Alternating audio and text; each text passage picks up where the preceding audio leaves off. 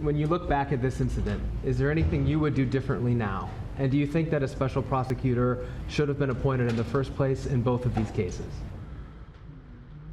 First of all, what I would have done is oversee the transfer of the material that was in my office, in my offices. I should have done that. If I go back, I didn't have the responsibility to do that. That was my staff was supposed to do that, and they referenced that in the report. And my staff did not do it in the way that, for example, I didn't know how half the boxes got in my garage until I found out staff gathered them up, put them together, and took them to the garage in my home.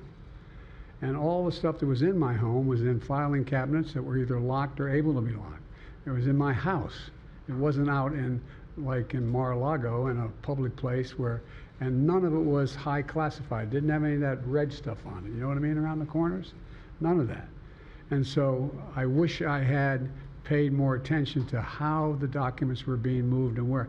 I thought they were being moved to the archives. I thought all of it was being moved. That's what I thought. Now, what was the last part of your question? Whether a special counsel should have been appointed in this case and in the case of your rival president, former president. I think a special counsel should have been appointed. And the reason I think a special counsel should have been appointed is because I did not want to be in a position that they looked at Trump and weren't going to look at me, just like they looked at the vice president. And the fact is they made a firm conclusion. I did not break the law, period.